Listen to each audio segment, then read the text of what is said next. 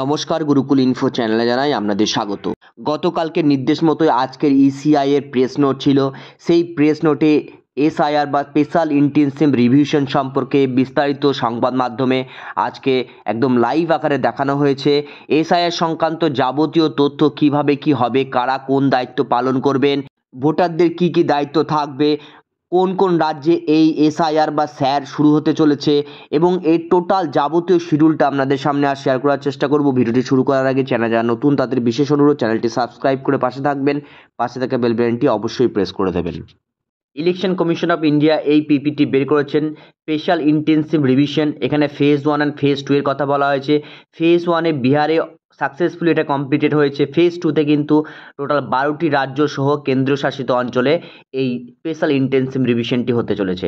তারপরে eligibility for ইলেক্টরের ক্ষেত্রে বলা হয়েছে আর্টিকেল 326-এর যেটা ভারতবর্ষের ধারা, সেই ধারা অনুযায়ী অবশ্যই ভারতবর্ষের নাগরিক এবং 18 বছরের বয়স হলে কিন্তু এই এলিজিবিলিটি অফ ইলেক্টরের মধ্যে আসবে।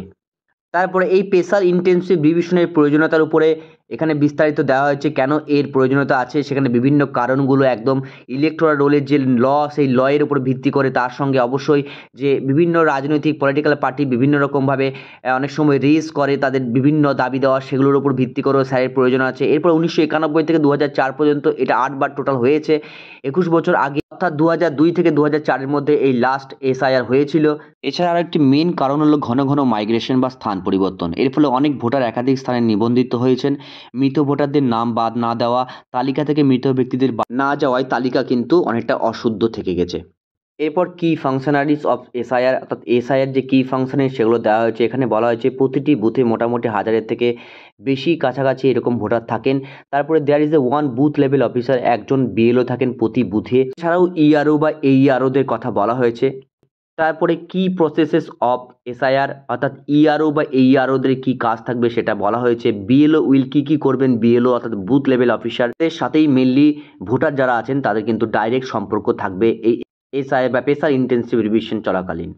বিএলওর কাজগুলো আমরা দেখে নিই। প্রথমেই বলেছে ইএফ অর্থাৎ এনিউমারেশন ফর্ম প্রতিটি ভোটারদেরকে তিনি দেবেন, অর্থাৎ বিএলও দেবেন। এরপর ভোটারদের নাম, তাদের যে আত্মীয়, তাদের যে নাম আছে 2002-এ, তাদের সঙ্গে লিঙ্কিং বা ম্যাচিংয়ে তিনি হেল্প করবেন। এরপর বিএলও কালেক্ট ফর্ম 6 অর্থাৎ ফর্ম 6 তিনি কালেক্ট করবেন এবং ডিক্লারেশন ফর্ম কালেক্ট করবেন নতুন ভোটারদের ক্ষেত্রে এবং ম্যাচিংয়ে তিনি হেল্প করবেন। এনিউমারেশন ফর্মও তিনি ভর্তি করতে অর্থাৎ ফিল আপ করতে সাহায্য করবেন এবং সে ইআরও বা এইআরওদেরকে তিনি সাবমিট করবেন। এবং পরের পয়েন্টে বলা হয়েছে প্রতিটি ভোটারদের বাড়ি অ্যাটলিস্ট 3বার ভিজিট করতে হবে বিএলওদেরকে এই যাবতীয় এসআইয়ের যাবতীয় ডকুমেন্ট সংগ্রহের জন্য। তারপরে মৃত ব্যক্তিদের কিন্তু আইডেন্টিফাই করতে হবে। পার্মানেন্টলি শিফটেড যারা আছেন তারা কিন্তু আইডেন্টিফাই হবেন। এছাড়াও যারা ভোটার আছেন, যারা একাধিক জায়গায় রেজিস্টার হয়ে আছেন, তাদের কিন্তু আইডেন্টিফাই করবেন বিএলও। এরপর এখানে কি স্টেপস অফ এসআইআর, অর্থাৎ প্রি এনুমারেশন ফেজ, তার সঙ্গে এনুমারেশন ফেজ, মাঝে থাকবে ইনভলভমেন্ট অফ পলিটিক্যাল পার্টিস। এখানে training of BLO, ERO and ডিওদের সঙ্গে ট্রেনিং হবে। Manual matching and linking with the last SIR by BLO, তার সঙ্গে computer matching linking with last SIR by ECINET. পরে ইনভলভমেন্ট অফ পলিটিক্যাল পার্টিসের কথা বলা হয়েছে। সেখানে সিও, ডিও, নিউআরদের একসঙ্গে ট্রেনিং হবে এবং থাকবে রেকগনাইজড পার্টিস মেম্বাররা। এরপর ট্রেনিং বুথ লেভেল এজেন্ট অর্থাৎ বিএলএ যারা আছেন তাদের সঙ্গে কিন্তু একটা ট্রেনিং হবে এবং বিএলএরা চাইলে কিন্তু প্রতিটি এনুমারেশন ফর্ম অর্থাৎ 50টি করে এনুমারেশন ফর্ম কিন্তু বিএলওদেরকে সাবমিট করতে পারেন। এরপর থাকবে এনুমারেশন ফেজ, সেখানে printing, distribution, matching, linking and collection of duly fill in enumeration ফর্মসের কথা বলা হয়েছে এবং 1200-র অধিক ভোটারযুক্ত বুথের ক্ষেত্রে রেশনালাইজেশনের কথা কিন্তু বলা হয়েছে।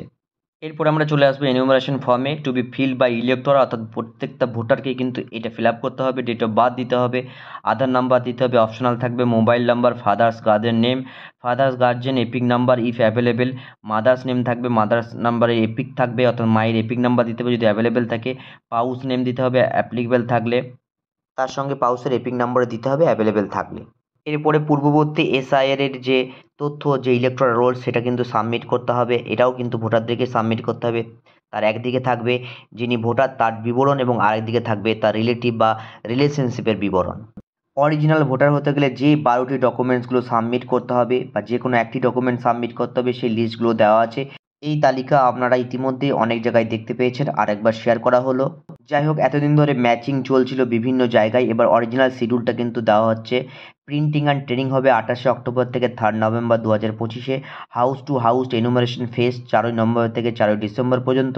Publication of draft electoral rolls 9 December 2025-এ। এবং ক্লেমস অ্যান্ড অবজেকশনস পিরিয়ড থাকবে, যদি ক্লেমস বা কোনো অবজেকশন থেকে তাকে দাবি দেওয়া, সেগুলো 9 ডিসেম্বর থেকে 8ই জানুয়ারি পর্যন্ত চলবে। এবং নোটিশ ফেস থাকবে হিয়ারিং বা ভেরিফিকেশনের, সেটা 9 ডিসেম্বর থেকে 31শে জানুয়ারি পর্যন্ত। এবং লাস্ট হচ্ছে ফাইনাল ইলেকটোরাল রোলস পাবলিশন হবে 7ই ফেব্রুয়ারি 2026 সালে। যাই হোক, ভিডিওতে এই সামান্য তথ্যগুলো আপনাদের সামনে শেয়ার করার চেষ্টা করলাম। সকলে ভালো থাকুন, সুস্থ থাকুন, ধন্যবাদ।